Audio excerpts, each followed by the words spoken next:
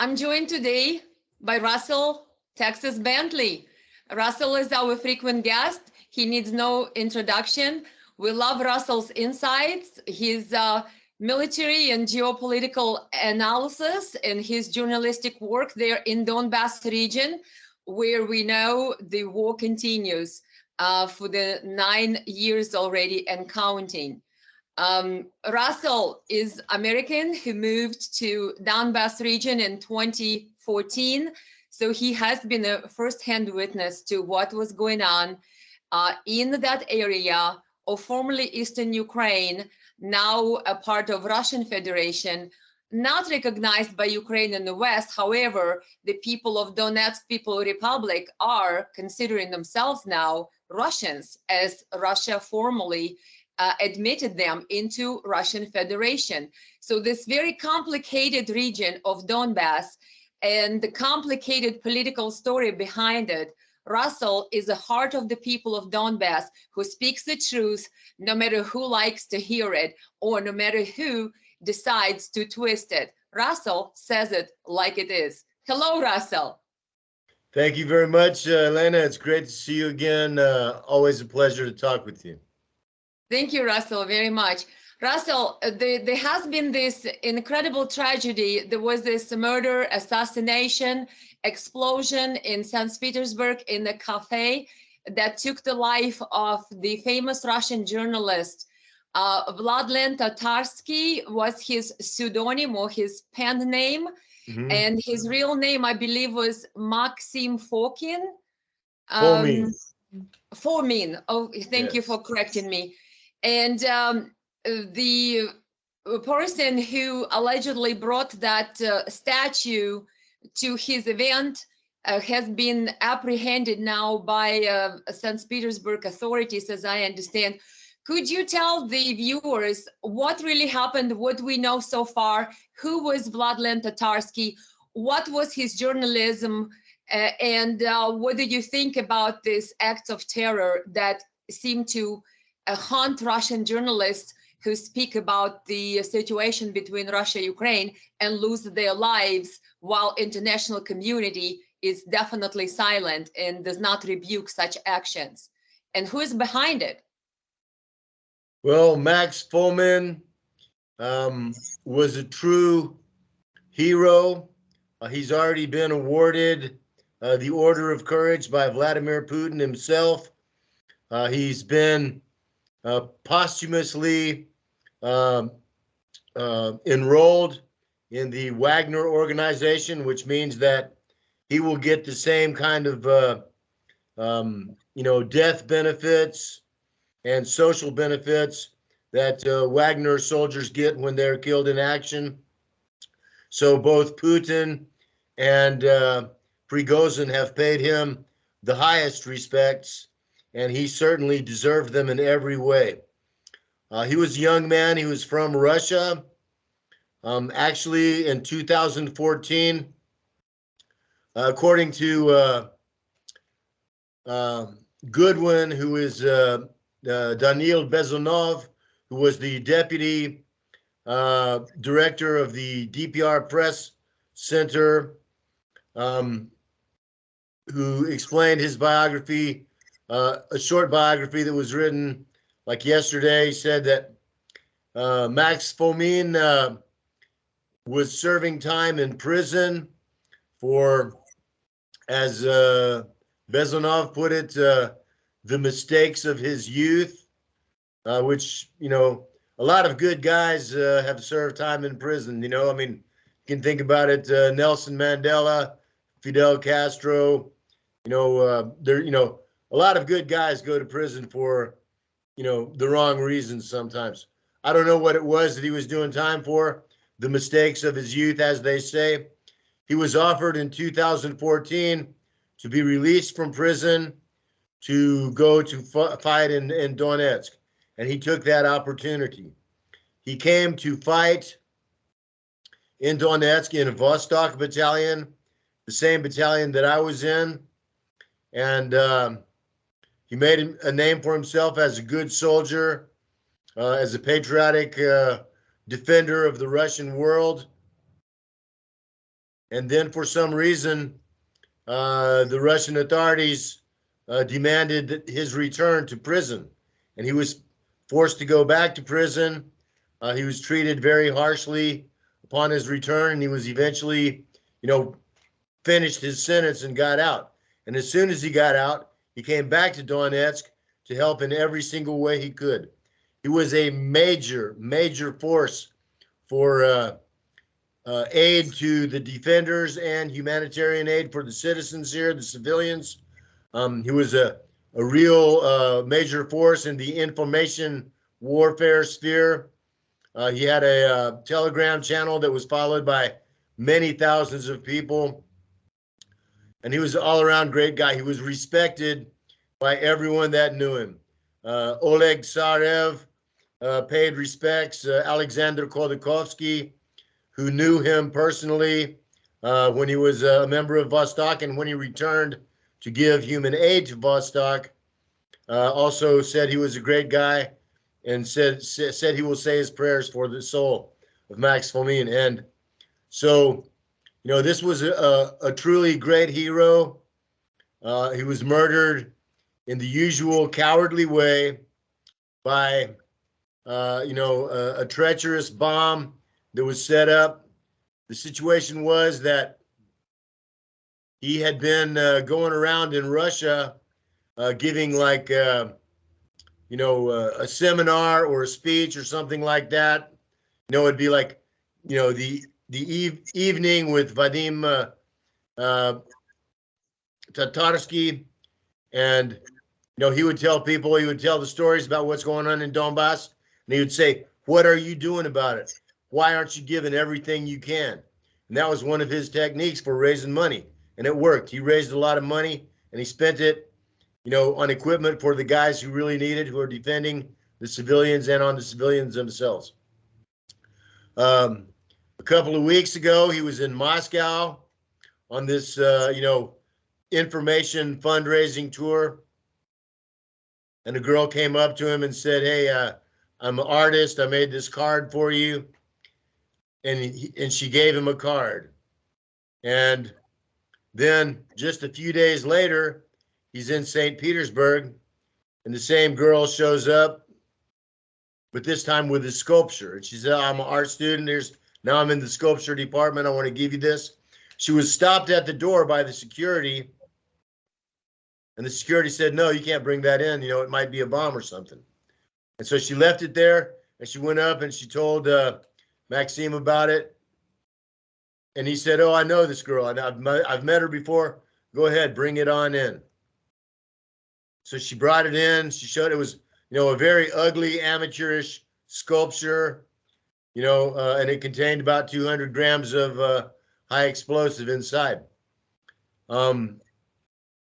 According to the way that she acted, she must have known that it was a bomb. She gave it to him, and then she started walking away. This is all on video, recorded on video. And then Maxim said, no, come sit up here. Come sit with us. And she came, and she was very reluctant at first, but she knew that, if she just started running out or something, they'd stop her. And so she said, okay. And she came and she sat up in the front as far away as she could. And you could tell from the video that she was, very, very nervous. And just a few seconds later, after she sat down, Maxim opened the thing. He looked at it. He's like, "Oh," and then he puts it back in the box. And then it goes off in a couple of seconds later.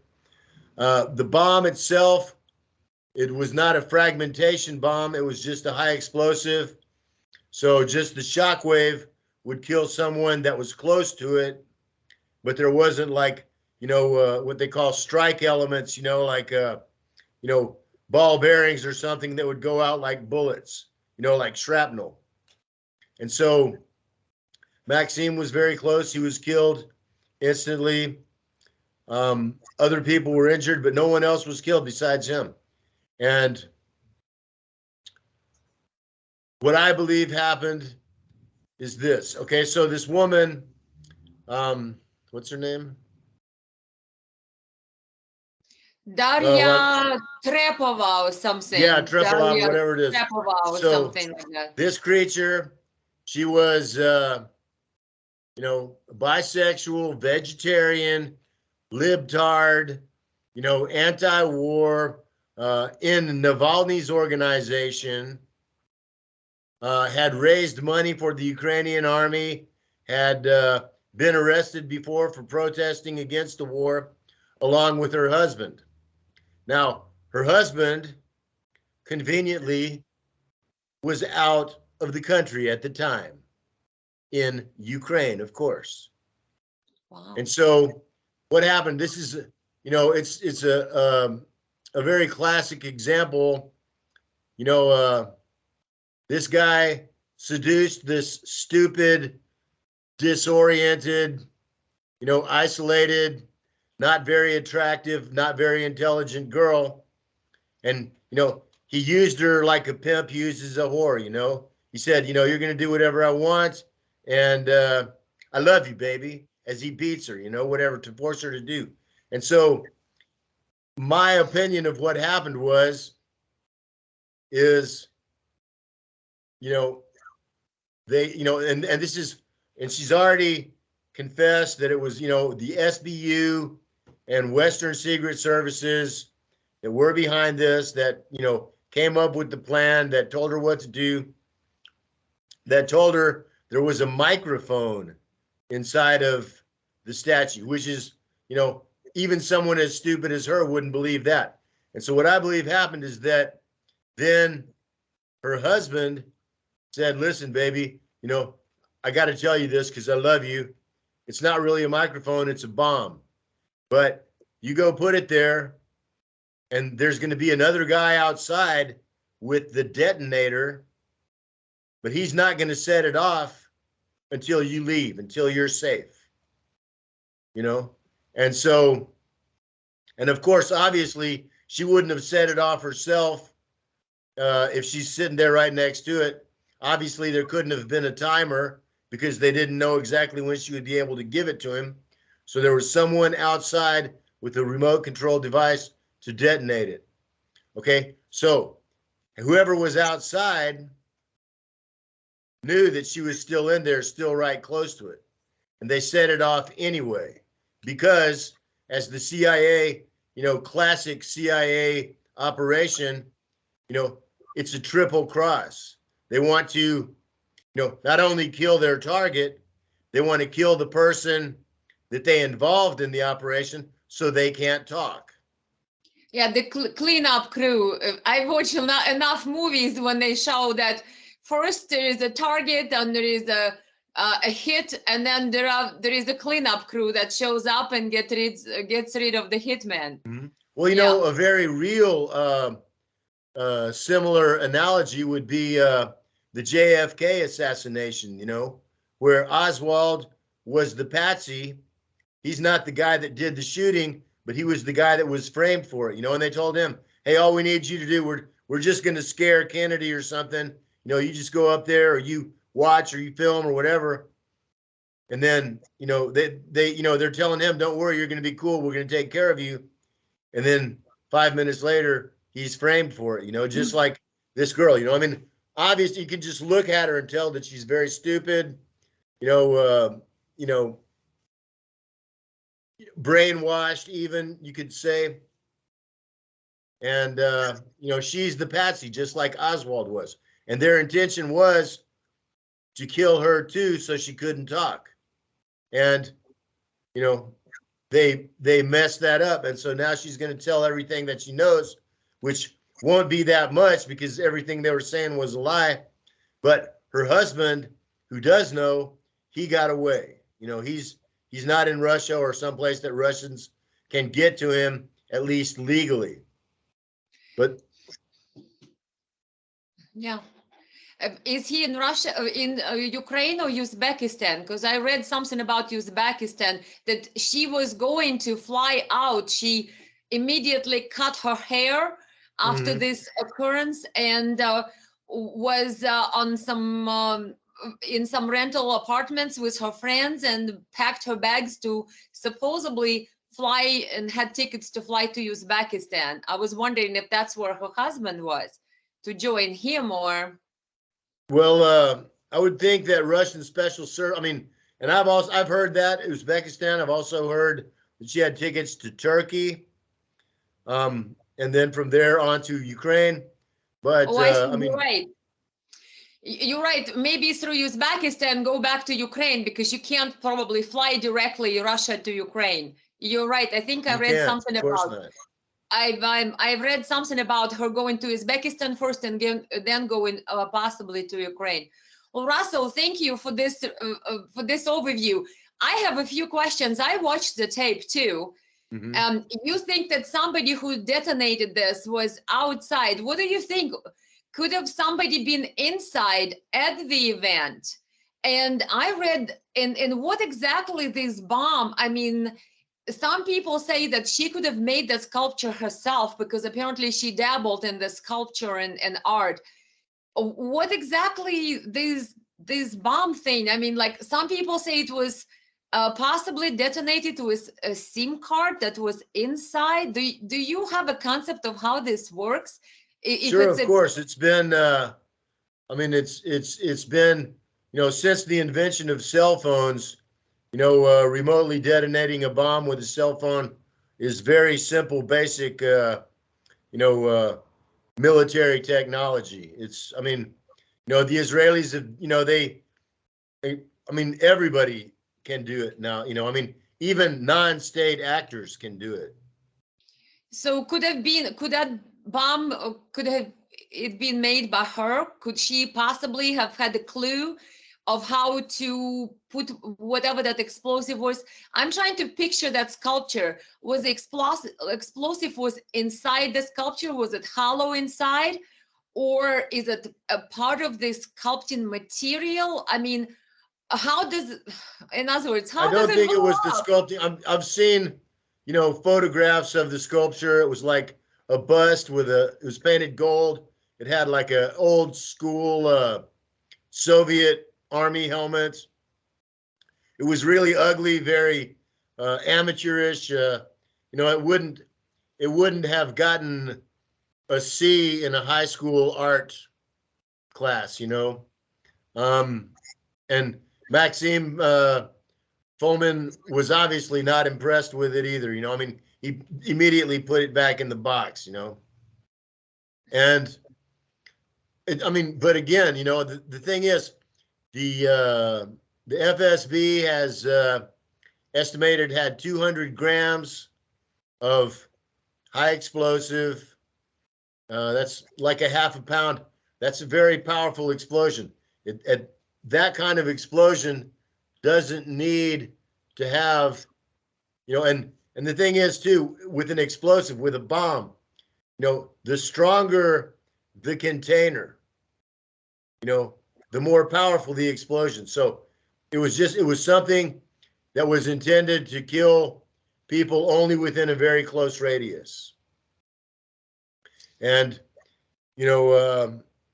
as far, I mean, if that was the intent, which I'm sure it was, because it was a terrorist act, but, and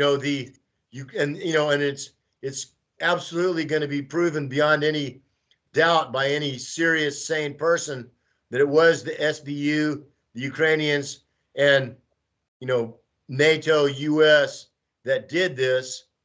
And so they didn't want it to kill everyone there, but they wanted to kill Maxim in order to terrorize journalists, in order to, show, to thumb their noses at Russia, and again, I mean, just like with Daria Dugina, you have to say, what do these dudes in the FSB get paid to do? What do they get paid to do? And they didn't catch the people that killed Daria Dugina, and they didn't really catch. They caught the patsy. They caught the chump of the person that killed Maxim Fadiev, but they did not. I mean, Fomin, but they did not find the persons that were really behind it, that really planned it, and put it together and actually did it. You know. And people who do not understand what SBU, what Russell refers to, it's basically Ukrainian special services, like special Yeah, it's the forces, Ukrainian CIA. secret service. Yes, and the FSB is Russian Federal Secret Bureau or whatnot. Yeah, it's like the Russian FBI or something. Russian FBI, let's say, and SBU is like Ukrainian, Yeah. I don't know, CIA or something. They're new Yeah. agencies. So you guys hear these abbreviations, but Russell is correct. There was another assassination, I believe, in August of 2022, when a 27, I believe, year-old journalist, Russian journalist and a philosophy student, Daria Dugina, was assassinated via a car bomb. And Russia has requested UN's investigation into this. UN said that they call for investigation, but the assassin, the woman who is believed on cameras, have plotted this together with what even New York Times said Ukrainians were behind this assassination. There was an article in New York Times saying American officials believe that Ukrainian special services or secret services behind that assassination of Russian journalist Daria Dugina. But the woman and the man who were on camera said believed to be involved in that, the woman ran away to what appears to be Estonia and never ever heard of again. And I'm wondering, where is Interpol? Why Russia is not calling on Interpol? I mean, I know they maybe don't cooperate on some other matters, but they should be able to cooperate on terrorists who are slaughtering and killing and murdering journalists in Russia. But I don't hear anything from Russia as far as the investigation into Daria Dugina's murder, that explosion via car bomb. And now we have another one. Do you think, Russell, that that Russia needs to maybe get more serious about the threats that are posed within Russia, even though it's a special military operation, but maybe there needs to be heightened security level in the country? I don't know. Well, I mean, the thing is, against terrorism, you know, there's no way. I mean, because, you know, it's like they say it's like the war of the flea. You know, you can't protect, you know, yourself or your dog from a flea. If the fleas are there, they're going to find some way to get on you. The only way to protect yourself from fleas is to destroy them where they are at. And so, I mean, as long as Russia is playing the Mr. Nice Guy, let's be friends, you know, with murderers, with terrorists, with Nazis, you know, with the Nazis of the 21st century, literally, you know, they're not going to be able to protect themselves. They're not going to be able to protect innocent civilians, journalists who are just telling the truth and doing their job. And, you know, their track record is much less than impressive so far. You know, and I mean, I'm, you know, and I understand it's not an easy job, but, you know, I'm a veteran soldier. I understand that, you know, the generals in Kremlin don't have an easy job either.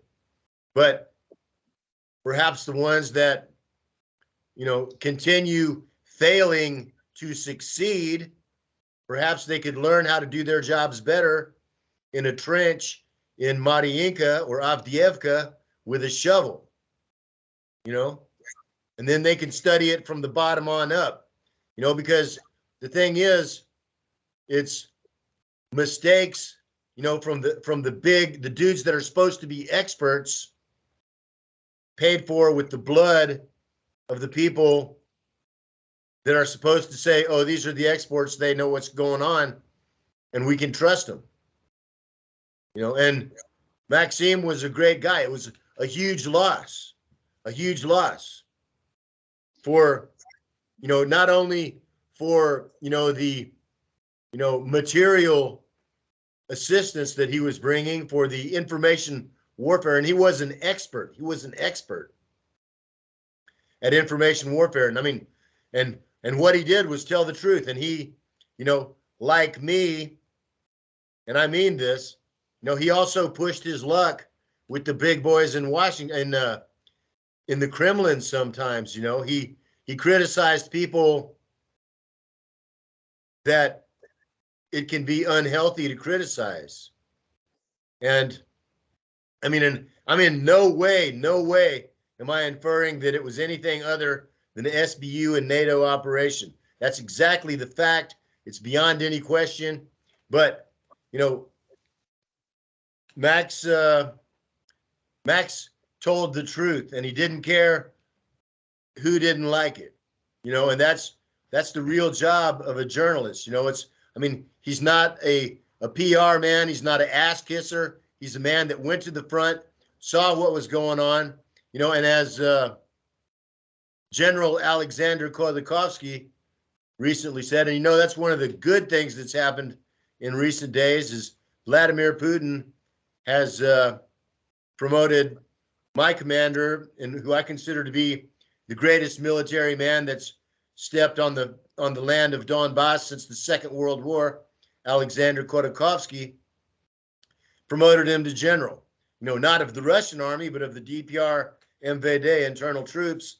And that's definitely a move in the right direction, because Khodorkovsky is as good as it gets. There's no one, Prigozhin, Surovikin, Khodorkovsky, those three guys are equals. But I'm sure all three of them would agree that if it came down to it, Khodorkovsky's the best, and that's certainly my opinion. And so he was recently promoted to general by Putin himself, which is an excellent move, and it's like it really made me happy when that happened.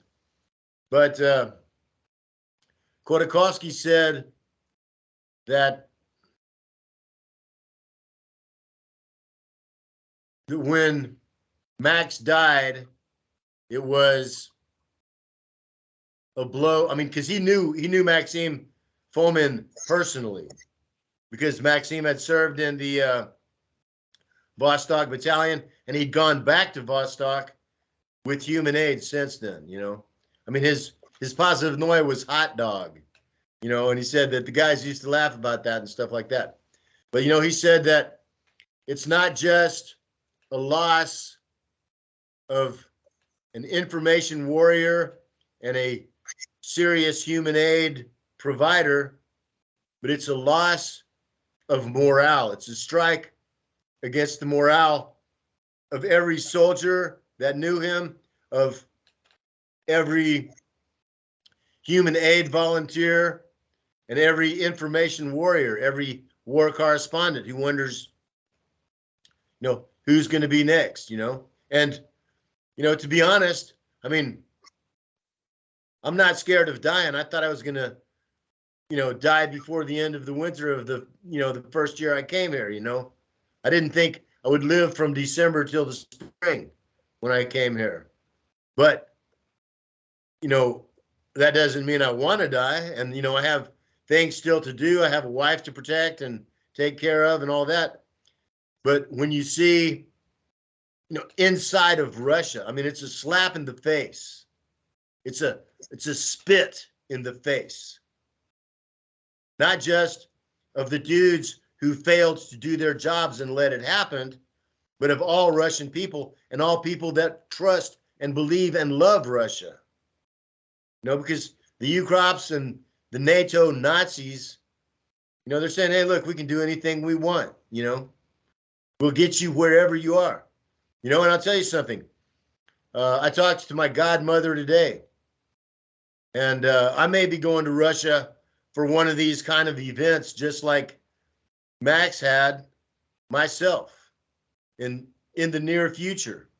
And, my godmother said, well, maybe you ought to think about it, because, maybe you're safer here, in which I do feel safer here. I have a machine gun right there in my house. I have a Makarov 9mm pistol that I don't take out the garbage. I don't go outside to my car without carrying a pistol, And it's not because to keep them from killing me. but to keep them from capturing me. You know, so, I mean, if they can do that to Max Fomin in St. Pete, if they can do it to Daria Dugin outside of Moscow, you know, I mean, and I'm not nearly as big. I'm not comparing myself to either of them. They were, you know, orders of magnitude better and more important and bigger than me. But I can tell you, and as I discussed with another journalist friend of mine here, you know, I'm on that same list, you know, and I mean, you know, I'm maybe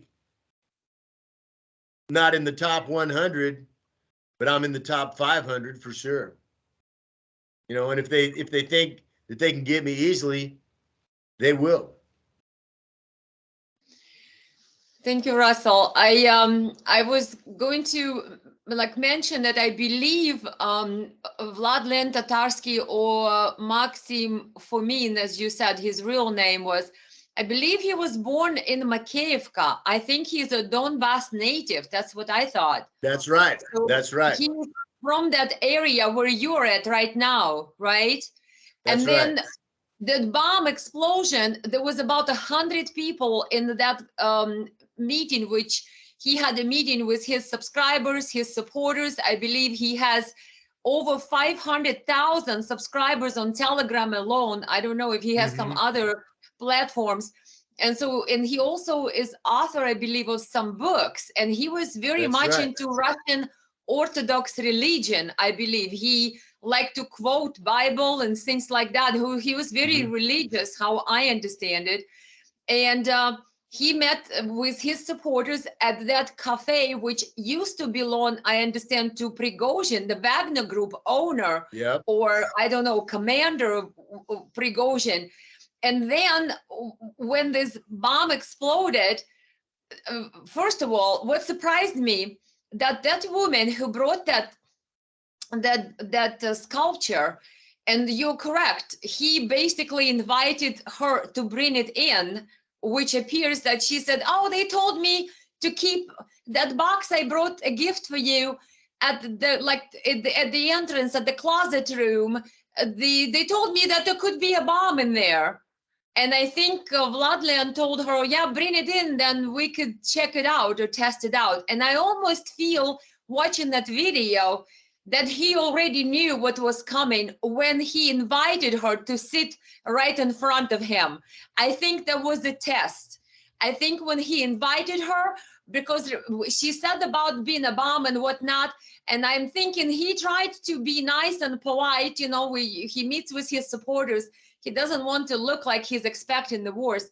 But when he invited her to sit in front of him, I think it was a test to see what's in this thing, because he was not a stupid guy. I mean, he's been involved about military in this journalism about what's happening in equipment and the drones.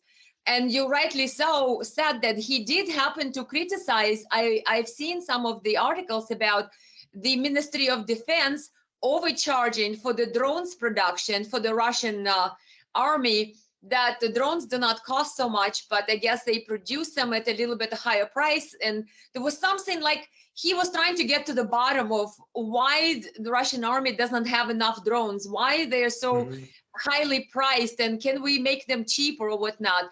So I think he was not silly and stupid to understand that, but that was the test, my thoughts, when he said, why don't you sit right here? And when she said no, and went all the way to the window, like you said, my thought, she probably knew what's inside that thing. Why wouldn't she sit up front? She knew. And like you say, that inside that thing, whatever that the damage, I don't know, the particle, not the particles, the explosive is only working close range, correct? Right. You said it was only close range. That's another giveaway that it's possible. I'm speculating here that she knew that it's close range. So she went and sat on the other side of the room, close towards the window someplace. So it's not right next to him, because she probably was aware, my speculation, of what the range is. And she moved away from that range. possible. If she was, used in the dark, possible too, if she didn't know. But what shocked me the most, after that video showed the explosion and people started to run out, there are cameras who captured people, and she's standing right there. How was she allowed to leave? And she was actually one who left. She was unharmed. There is about 40 people who were injured. I believe either 7 almost in a very heavy, difficult condition in the hospital with heavy injuries. About 40 people, different state of injuries, but I guess almost 20 hospitalized. 40 people affected by, they were blood all over their faces, their hands, they were cut, by even the blast that came from the windows, whatnot. And she's standing outside. Why didn't anybody apprehend her and call the police? They saw what happened. She gives him this thing, it explodes in his hands, kills the guy, and then she walks right out, standing outside the establishment, I don't know, waiting for a taxi or something, and luckily disappears. Then later cuts her hair, packs her bags, and gets ready to board a plane to someplace outside Russia. Mhm. I wasn't shocked. Why do you think nobody stopped her? Well, I mean, I can tell you from personal experience. I was in 2015, I was in the basement of a house that got a direct hit from a heavy artillery shell. It came right through the wall. It was a miracle that no one was killed. But in the aftermath of an explosion, people are in shock. It takes some minutes for them to remember their own name, to remember where they are. And so, it was, and obviously the security there, it was some, like Okrana from the grocery store type guys or something. They weren't professionals. They weren't cops. They were somebody that the club had hired, like a doorman at a nightclub or something. Maybe they had metal detectors or la-di-da, but, obviously they weren't professionals, or they never would have allowed her to bring it in, even if Max had said so, but so, they're probably, their ears are ringing. They're still blinded from the smoke and dust. And in that, in just those couple of seconds, because like I said, I'm absolutely certain that the person that detonated the bomb did it from remote control from outside of the club, but they were there to observe the consequences and to see if this chick came out. And when she did, they're like, beep, beep, come on, let's go. And so, and she, of course, too, is disoriented. So she jumps in the car thinking this person's going to get me out of here, instead of what she should have understood, that this is the person that just tried to kill me by setting off the bomb that I was sitting next to too. So, I mean, it's absolutely, it unless you've been through it, it's impossible to imagine how, completely disorienting it is to be in close proximity to a lethal explosive going off. Thank you, Russell. Does he have a family? Do we know if he have children and a wife? You mentioned that Prigozhin made him an honorary member of Wagner, so he could receive Wagner benefits as if he was a member, which he wasn't, of Wagner. So they basically are extending his family an opportunity to receive some compensation, because he was just a citizen journalist. Nobody was paying him to do what he did. That's and right. Now that he's dead, his family is without income. I don't know if he had any kids, but I have heard that he either had a wife or a fiance. That he had a special woman in his life. And I don't know if she was pregnant or had kids or anything. I don't know. But I mean, he and I knew each other. We've met a few times. We weren't friends. We didn't work together, but we both knew each other, and I can say we both respected each other because we had so much in common. You know, one thing I'll say, you know, we were both veterans of Vostok. You know, we were in the same battalion in basically the same time frame in the early days of the war. You know, and I can say this too, that, you know, of all the war correspondents that have worked here, you know, and reported from the front, made videos from the front, you know, only he and I are the only ones that I'm aware of that ever made our reports, you know, with the Kalashnikov slung across our shoulders, you know. And he did, and I did. And I don't know of anyone else that's done that, you know, because, you know, we were veterans. We, you know, we had our own rifles as trophies from battles, you know, and we, you know, I mean, we're as close to the front line as you can get because, you know, we're not going to interview, you know, some soldiers.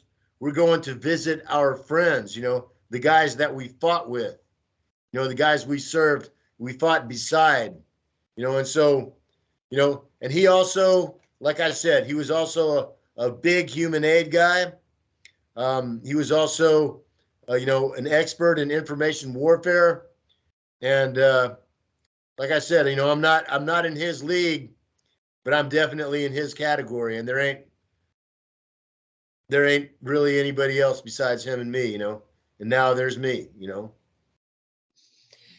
What I was thinking, for those who don't know all the particulars, there are lots of articles. You guys can check it out. You could, you know, Google RT.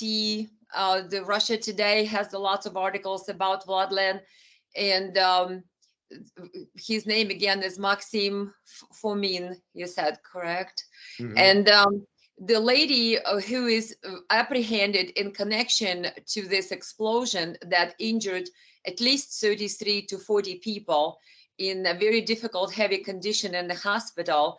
And definitely, you know, we know there was also a girl, I believe, 14-year-old child who suffered because I believe she was there. And the murder of a Russian blogger. If you think about that woman, she had, as far as Russia has reported thus far, been recruited by Ukrainian secret services to shadow this guy. She appeared at different meetings that he held with his subscribers. She appeared in Moscow, then she followed and rented an apartment in Saint Petersburg, appearing at his events. So apparently, and she was connected with Navalny Foundation. That's, I believe, recognized as a foreign agent in Russia. And Navalny himself is in Russian prison for fraud, I believe. And he was the staunch opponent to Putin's government, whatnot. So it's a long trace of what Russia believes Ukrainian involvement, as well as Daria Dugina's case, the murder in a car bombing of the Russian journalist last year. My question to the Western media and UN and everybody else, how long does this, do you want this to continue? Right, Russell?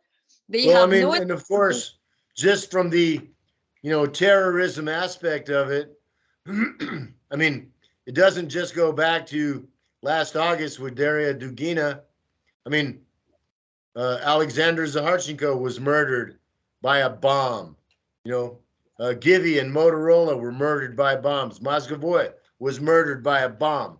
You know, I mean, this is, you know, I mean, it's like, what do they have to do? Sign their work like a piece of art and say, hey, it's Poroshenko or Zelensky or Biden? You know, do they have to, you know, come right out and say it?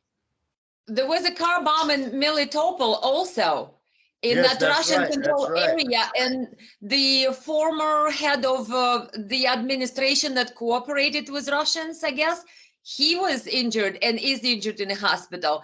There were series of car bombings in Kherson area. The people actually died, and people were, you know, in the hospital following this car bombing. So you're right, Russell. It's not something that only one or two cases. It's a long list of terrorist acts against people who either collaborate with Russia or who are Russian journalists who are speaking about the situation.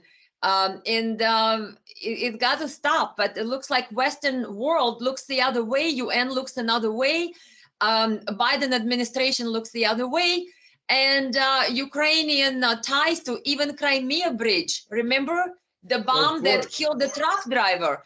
He, people believe, was used blindly. We don't know whether he was or not, but there was a truck driver who was driving the load on a truck that exploded on the Crimea bridge, causing a huge damage to Crimean bridge at the time, which is also Russia said is a terrorist act. And that driver was killed in the car bombing. Of course it is. You know, I mean, just like the Nord Stream pipelines blown up with a bomb, it is legally defined as a terrorist act. I mean, and you know, and just like the UN, just like when the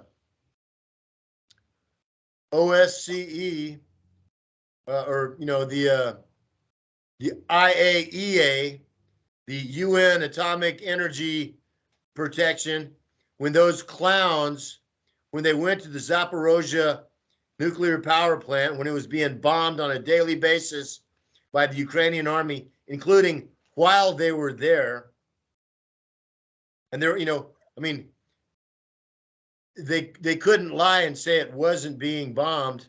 But they lied and they said, and I mean, it was an absolute lie that only an absolute idiot could possibly even pretend to believe. They said, well, we don't know who's bombing it.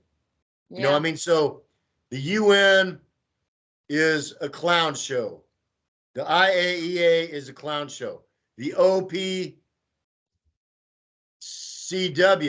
the anti-chemical weapons things. I mean, you understand that Russia has already sent irrefutable proof that the Ukrainians are using chemical weapons here against troops, against civilians. They're producing it. They're planning to use a bunch of them in this upcoming offensive. And they, you know, and they get nothing, you know, they get ignored, which not only proves that these, you know, that the UN and the ICC that now has an arrest warrant for Putin for kidnapping little children because he takes them out of the combat zone. I mean, you know, all of these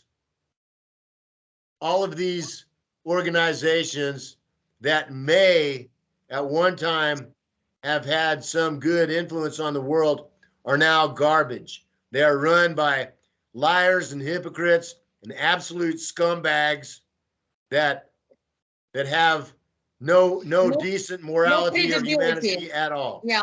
You know, and anyone that respects them anymore is an idiot. Period.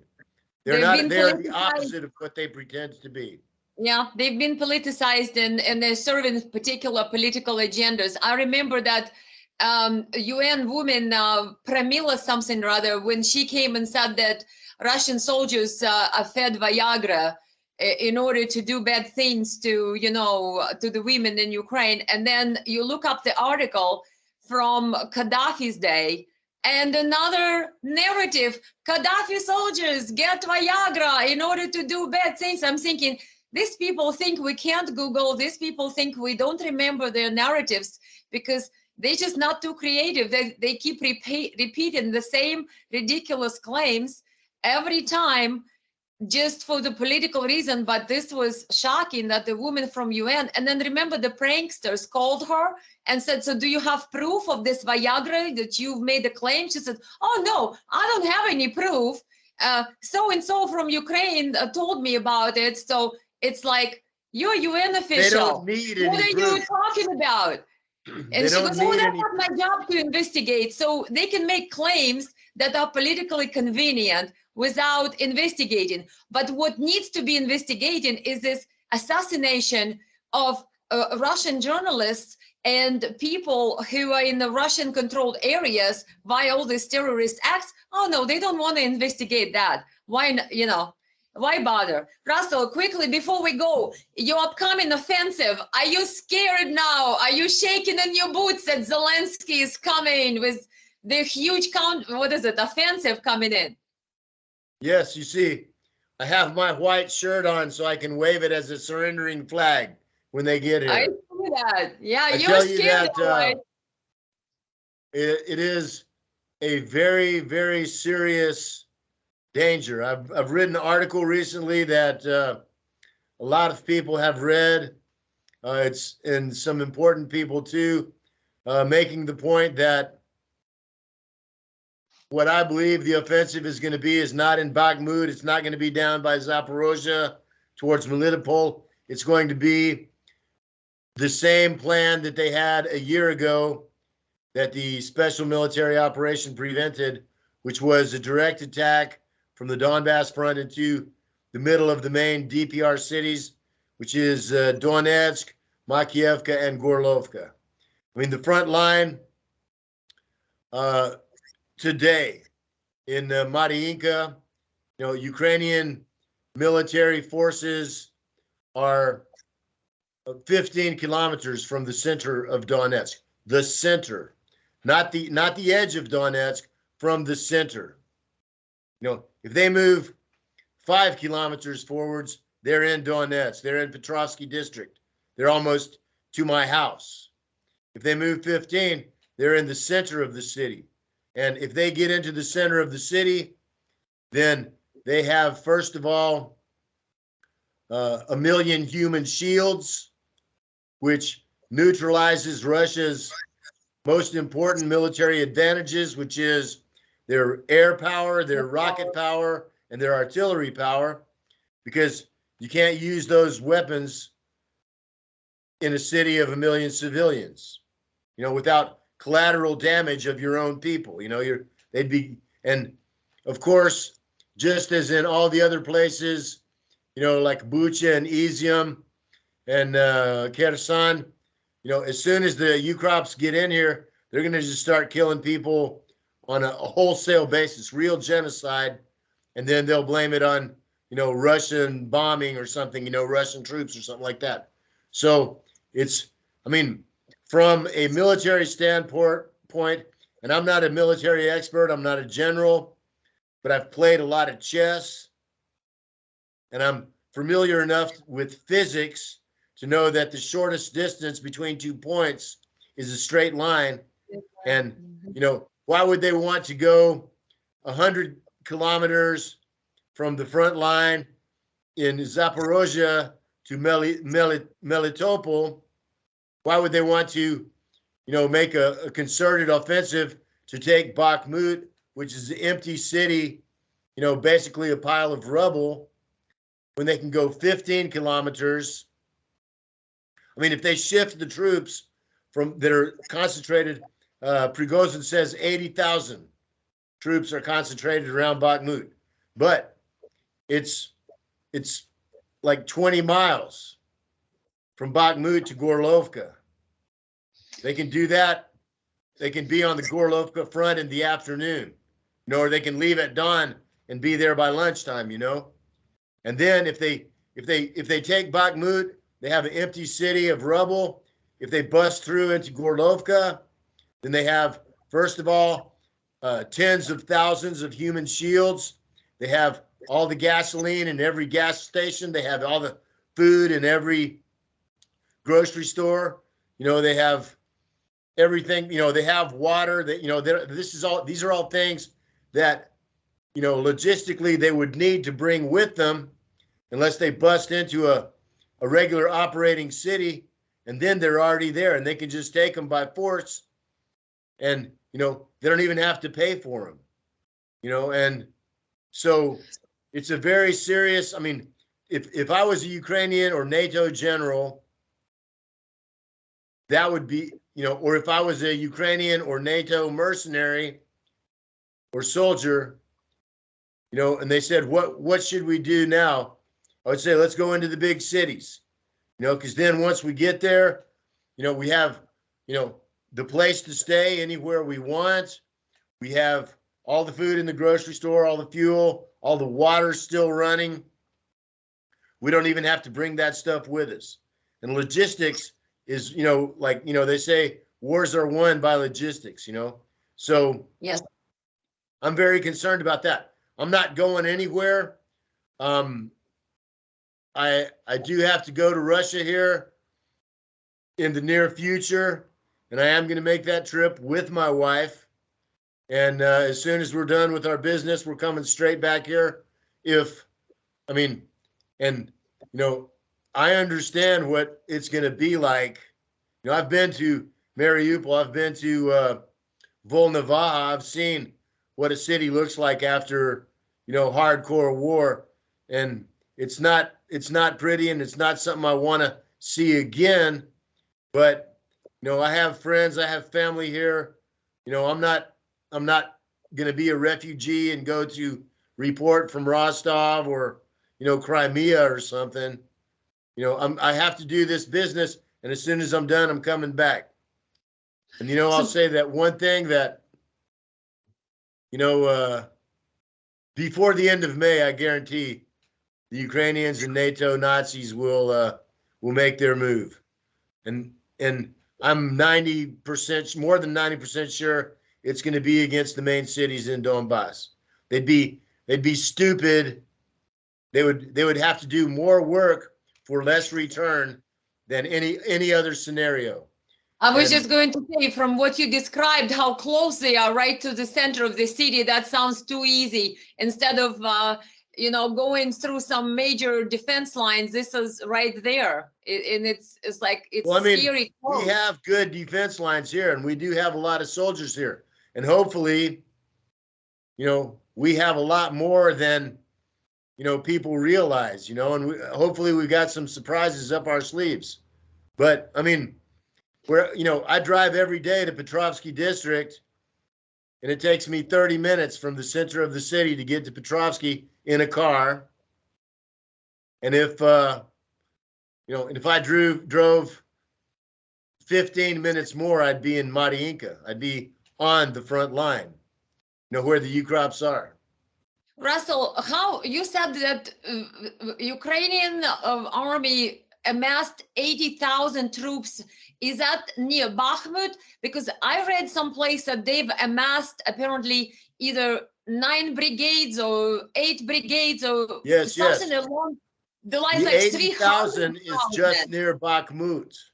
That's okay. From Prigozhin. That's the number Prigozhin said within the last week. He said there's 80,000 concentrated there. And those 80,000, in my opinion, they're making a fake that they're going to attack Bakhmut or defend Bakhmut. But, in one night, they can all leave Bakhmut, get down to Nikolaevka, and then from there, half of them can go to Gorlovka and half of them can go down towards Avdiivka, and then they have more concentrations in Zaporozhye. They can, and right now, the total number of reserves of the Ukrainian army that are not on the front line, that are ready to be moved forward, is estimated to be between 200 and 300,000. 300,000, yes. What about Russian troops? So far, all I hear is in Bakhmut there is just Wagner Group. But where is the regular Russian army then? Is there a regular Russian army, and how many troops? How many troops they have? Well, do we know? I don't know. If I knew and I told you, I'd have to kill you.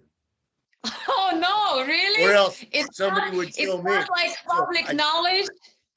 Okay, then don't tell me that. That's the most important military secret of this war right now, is how many soldiers are here. And I can say in Petrovsky District, close to the front, these days, it's like about half the people you see on the street, in the grocery store, driving down the road, waiting for the bus, they're wearing camouflage, I mean, so there's a Yeah. lot there, you know. I mean, and and from what I see, you know, there's a lot.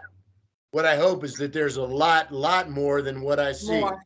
And of course, you know, any competent military commander would have it be that, you know, nobody knows, you know, and hopefully, you know, and so this can go, it's like victory or death, you know, as I wrote in my recent article, you know, April and May of 2023, it's either going to be June 22nd, 41, or else it's going to be May 9th, 45. Where can people read that article that you wrote, that you mentioned?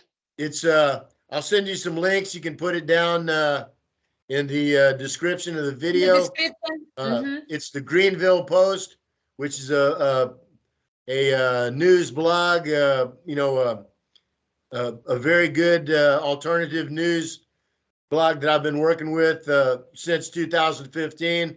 Rinse.com also, and also on my Telegram and V-Contact channels.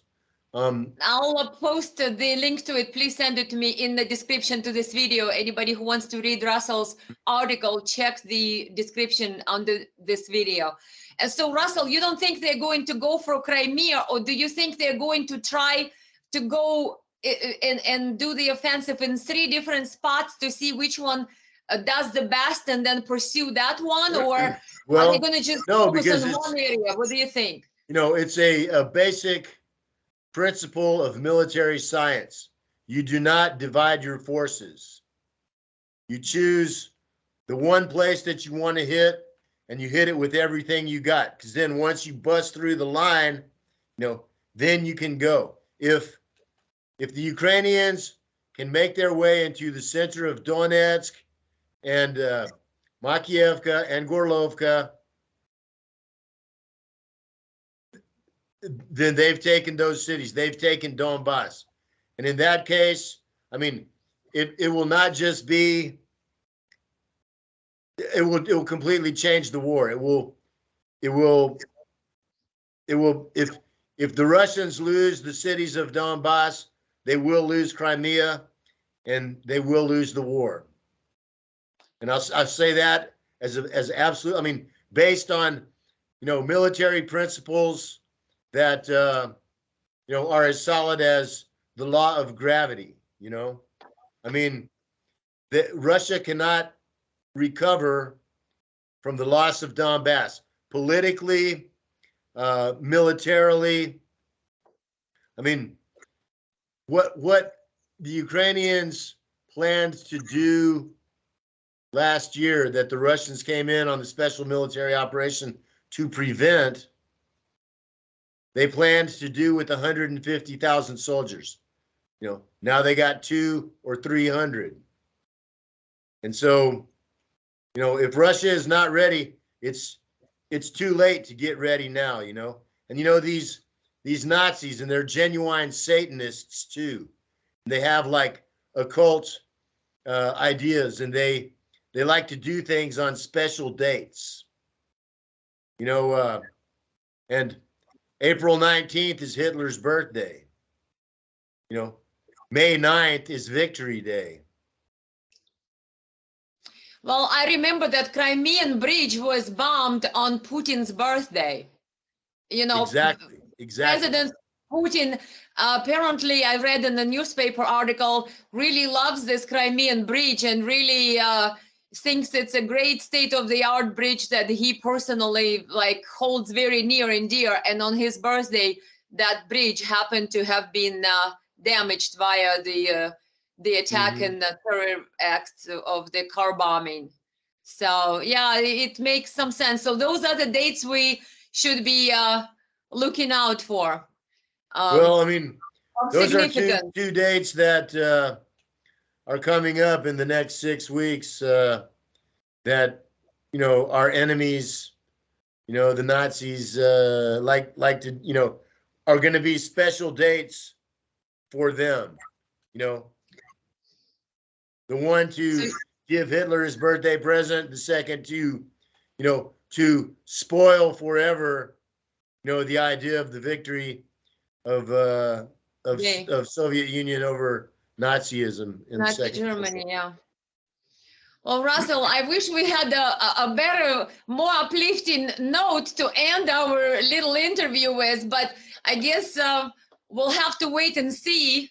We hope that you and yours are safe, and the people over there in Donetsk area are safe. And well, I guess I don't know. We just pray to God for this to be over. I don't know. Well, I keep praying. I mean, it's war. Everybody has a part to play. Everybody has a contribution that they can make. I mean, it is, this is Armageddon. It's the war of evil against humanity, and every single person in this world is on one side or the other. And it is by what we do that proves which side we're on. Thank you, Russell. Thank you very much. And I want to thank you for your generous time today and for being with us. And please be safe. And it's always a pleasure to talk to you, Elena. I hope we'll do it again soon. Thank you, Russell. Thank you.